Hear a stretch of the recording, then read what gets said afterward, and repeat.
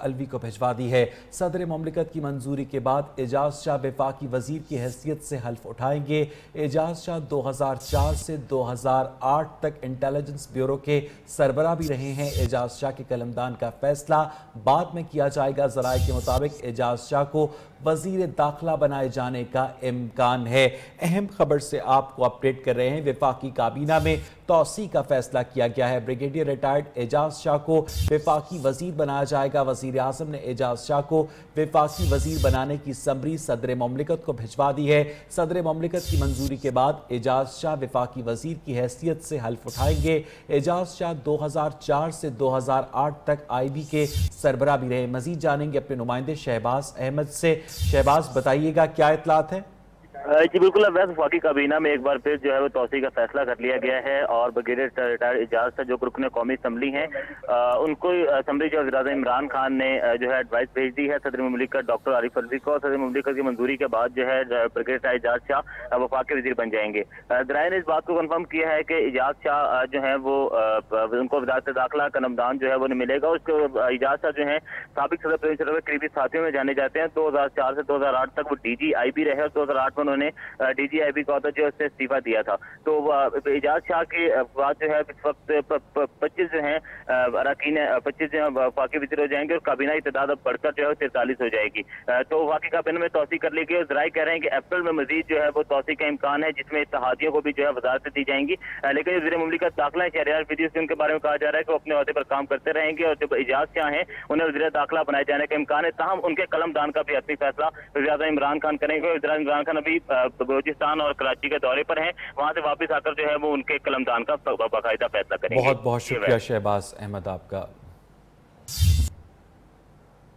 बलोचिस्तान की खुशहाली की जानिब एक और कदम। बलोचिस्तान के मेगा प्रोजेक्ट्स का संगे बुनियाद रख दिया गया। वज़ीर आज़म इमरान खान ने CPEC मगरबी रूट का संगे बुनियाद रखा। 70 अरब की लागत से कोयटा जोब रोड की तामीर की जाएगी। ये सड़क कचलाक मुस्लिम बाग किला सैफुल्ला को मिलाएगी। सड़क की तामीर से 12 घंटे का फासला 4 घंटे में तय होगा। बलोचिस्तान के state of the art health complex का भी संगे बुनियाद रखा गया। खुशहाल बलोचिस्तान प्रोग्राम के तहत कार्डिक सेंटर और बलोचिस्तान हेल्थ कॉम्प्लेक्स की तामीर भी की जाएगी। कोयटा कैंट पहुंचने पर आर्मी चीफ ने वजीर आज़म का इस्तकबाल किया। साबिका हुकूमतों ने पाकिस्तान को दिवालिया कर दिया, फरसूदा निजाम से निकाल कर असल तब्दीली लाएंगे। वजीर आज़म इमरान खान का बलूचिस्तान में तकरीब से खिताब। कहते हैं CPEC मगरबी रूट की तामीर पर बहुत खुश हूँ। रियासत का काम है अवाम को तहफ़्फ़ुज़, सेहत और तालीम दे। बलूचिस्तान से लोगों को इलाज के लिए कराची जाना पड़ता था। बलूचिस्तान में सियासत सिर्फ इलेक्शन जीतने के लिए की जाती थी। साबिक वजीर आज़म ने बलूचिस्तान से ज्यादा लंदन के दौरे किए। वजीर आज़म का कहना था बलूचिस्तान खुशकिस्मत है कि जाम कमाल वजीर आला मिले।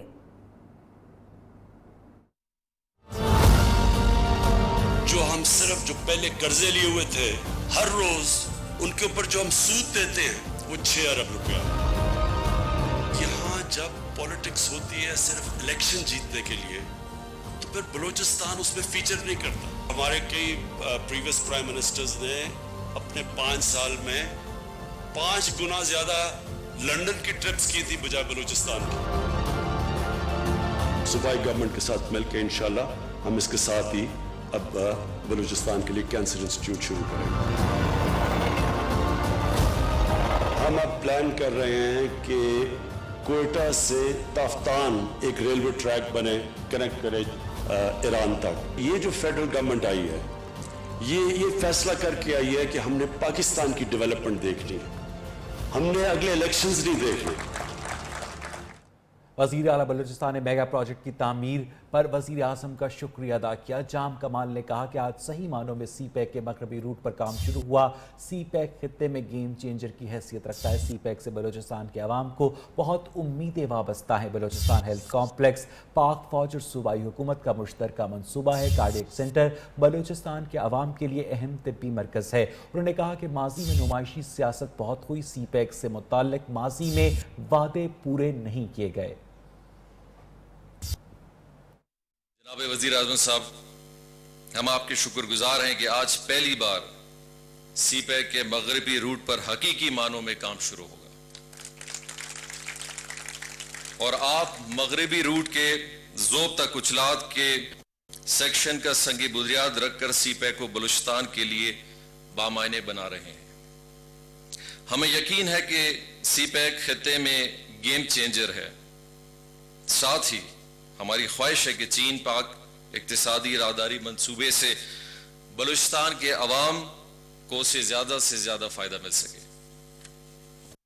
आप आज कार्डिक सेंटर का संग बुनियाद रख चुके हैं, जो कि बलूचिस्तान में अमराज कल्ब के हवाले से अवाम के लिए एक अहम पेशरफ्त है। वज़ीर आज़म इमरान खान 14 साल बाद गवादर एयरपोर्ट का संगे बुनियाद रखेंगे। मंसूबे का आगाज शौकत अजीज के दौर में किया गया। हुकूमतें आई और चली गईं, लेकिन एयरपोर्ट मंसूबा शुरू ना हो सका। गवादर एयरपोर्ट मंसूबे पर देखिए ये रिपोर्ट।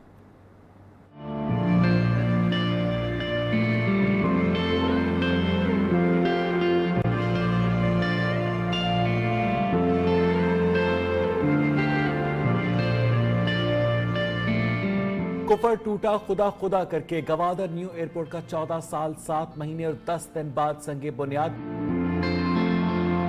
मंसूबे का आगाज अगस्त 2005 में वजीर आजम शौकत अजीज ने सिविल एविएशन अथॉरिटी को अहकामात देते हुए किया। जनवरी 2007 में उस वक्त के वजीर ममलिकत बराए दाखिला जफर इकबाल बड़ाइश ने मंसूबे को 2 साल में मुकम्मल करने का दावा भी किया, जो कि धरा का धरा रह गया।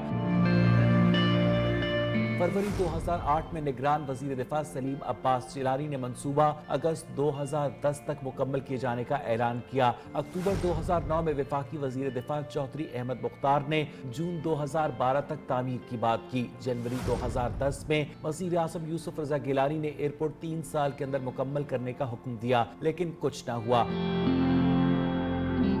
मार्च 2017 को वफाकी वजीर बराए प्लानिंग एहसन इकबाल ने जल्द संगे बुनियाद रखने की खुशखबरी सुनाई। तकमील के लिए दिसंबर 2017 की डेडलाइन दी। फिर मार्च 2018 में एयरपोर्ट का संगे बुनियाद रखने की बात की गई। लीगी हुकूमत तो चली गई, मगर मंसूबा जू का तू रहा।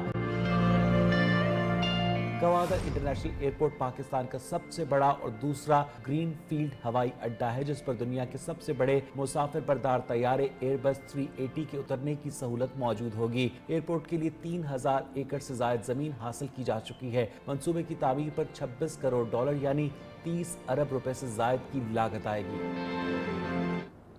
खैबर पख्तूनख्वा हुकूमत और चीनी कंपनी के माबैन सीपैक के तहत मुल्क के पहले इंडस्ट्रियल जोन के कयाम का मुआहदा तय पा गया। रश्क इंडस्ट्रियल जोन में $10 अरब की सरमायाकारी से 1.5 लाख अफतार को रोजगार मिलेगा।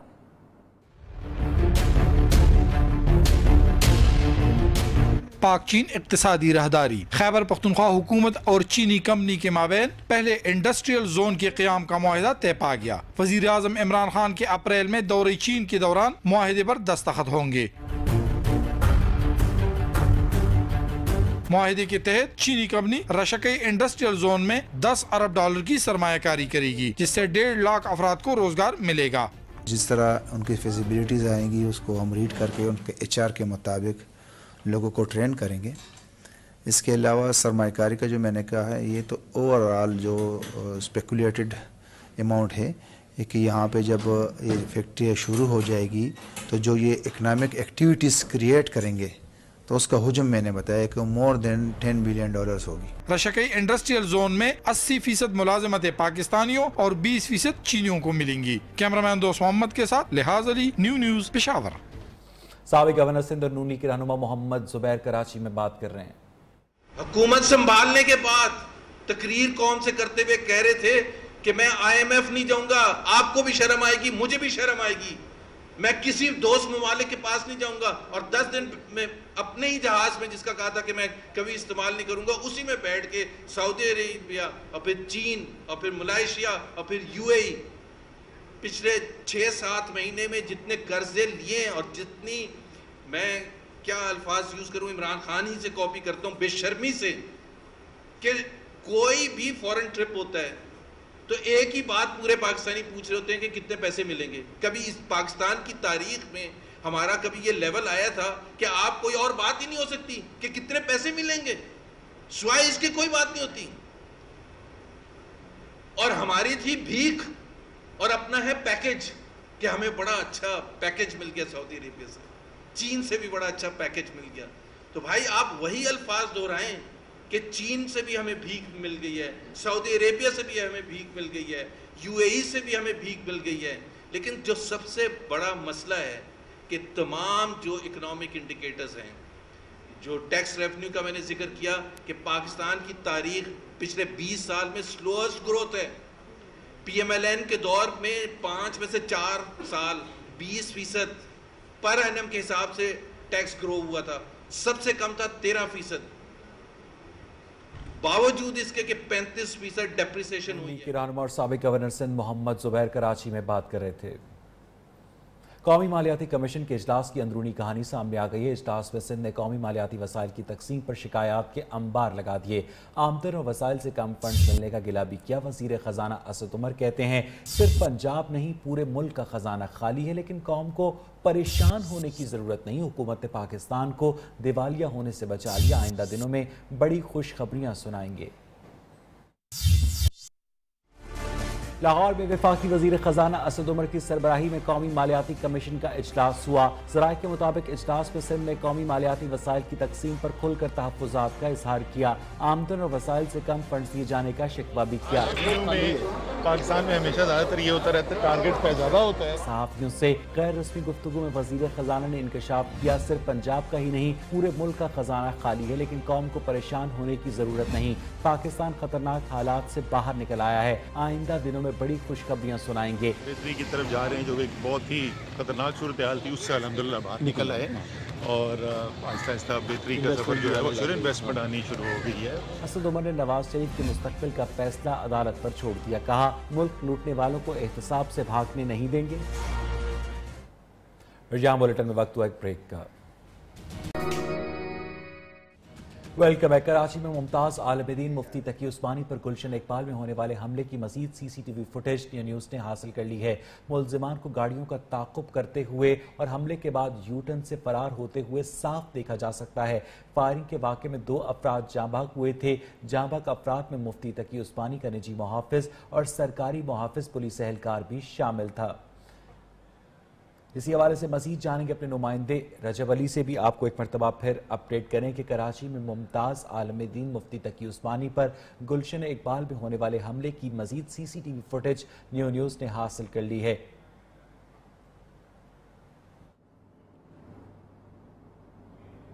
कराची से एक और खबर शामिल करते हैं। बल्दिया टाउन के करीब दाऊद गोट में मर्द और खातून को गोलियां लगी, लाशें मिली हैं। दोनों को आपस में देवर भाभी का रिश्ता बताया जा रहा है। एसएसपी वेस्ट शौकत कटियाल का कहना है कि फजीला अपने देवर शाहिद के साथ रिक्शे में जा रही थी। मोटरसाइकिल सवार 2 मुल्जिमान ने फायरिंग की। जाए वकुआ से 9 mm और 30 बोर के 5 होल मिले हैं। मकतूला फजीला ने ताज मोहम्मद से साल 2008 में पसंद की शादी की और दोनों बलूचिस्तान से कराची मुंतकिल हुए। फजीला के शौहर ताज मोहम्मद ने दावा किया है कि दोहरे कत्ल में उसकी बीवी के रिश्तेदार मुलव्विस हैं। हमारी उनसे दुश्मनी चल रही थी। खातून की शनाख्त फजीला और मर्द की शनाख्त शाहिद के नाम से हुई है।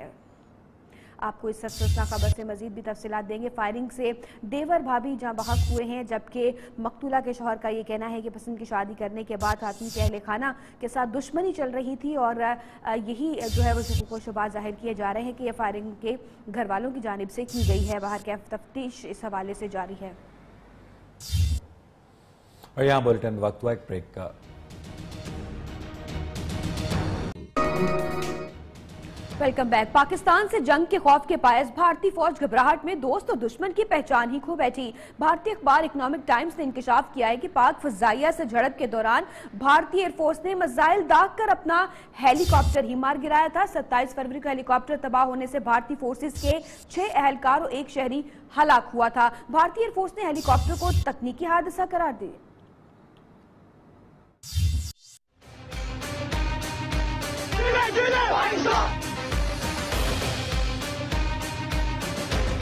पाक फजाइया से खौफजदा भारतीय फौज ने अपना हेलीकॉप्टर खुद ही मार गिराया। भारतीय अखबार इकोनॉमिक टाइम्स ने भारतीय एयरफोर्स की काबिलियत का पोल खोल दिया।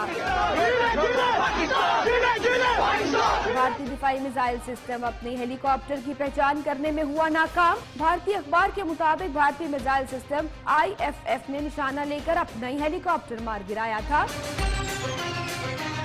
27 फरवरी को हेलीकॉप्टर तबाह होने से भारतीय फोर्सेज के 6 एहलकार और 1 शहरी हलाक हुआ था। भारतीय एयरफोर्स ने हेलीकॉप्टर को तकनीकी हादसा करार दिया था।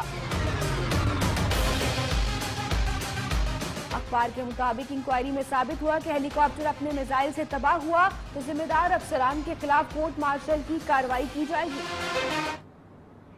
और अब जिक्र करें करतारपुर राहदारी का। करतारपुर राहदारी खोलने के मामले में भारत फिर टाल मटोल से काम लेने लगा है। 2 अप्रैल को होने वाले मुज़ाकरात को एतराज उठाकर मुलतवी कर दिया। भारतीय मीडिया के मुताबिक भारत चाहता है कि पाकिस्तान हफ्ते में 7 दिन राहदारी को खोले और सिखों के साथ साथ तमाम मज़ाहिब के लोगों को भी राहदारी इस्तेमाल करने की इजाजत दी जाए। इसकी मजीद भी आपको तफसीलात देंगे। भारत चाहता है कि पाकिस्तान हफ्ते में 7 दिन ये राहदारी खोले।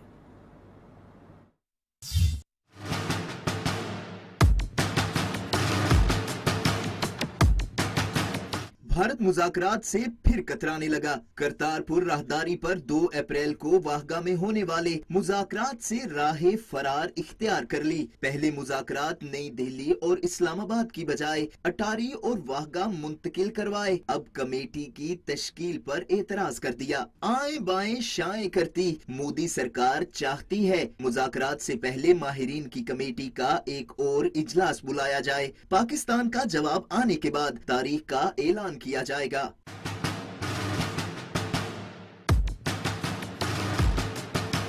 तर्जुमान दफ्तर खारजा डॉक्टर फैसल का कहना है मुज़ाकरात का मकसद ही हल तलब मसाइल को जेरे बहस लाना और हल तलाश करना था। आखिरी लम्हे पर पाकिस्तान से मशवरा किए बगैर मुज़ाकरात का इल्तवास समझ से बाहर है। भारतीय मीडिया के मुताबिक भारत ने रोजाना 5000 और खास त्योहारों पर 15000 सिख यात्रियों के पाकिस्तान आने की ख्वाहिश जाहिर कर दी, जबकि पाकिस्तान से करतारपुर राहदारी को सिर्फ सिख ही नहीं तमाम मज़ाहिब के लोगों को इस्तेमाल करने की इजाजत देने का मुतालबा कर दिया। साथ शर्त भी रखी, राहदारी को हफ्ते में 7 रोज खुला रखा जाए। सरदार शिराज, नियो न्यूज, इस्लामाबाद। उधर मकबूजा कश्मीर में भारतीय फौज की रियासती दहशतगर्दी जारी है। काबिज भारतीय फौज ने जिला बडगाम में 2 कश्मीरियों को फायरिंग करके शहीद कर दिया। 24 घंटों में शहीद कश्मीरियों की तादाद 6 हो गई है। दूसरी जानिब अमरीकी अखबार ने मकबूजा कश्मीर में काबिज भारत के मजालिम का पर्दा चाक कर दिया है। अखबार लिखता है कि भारतीय मजालिम के खिलाफ मकबूजा कश्मीर के दानिश्वर भी हथियार उठाने पर मजबूर हैं।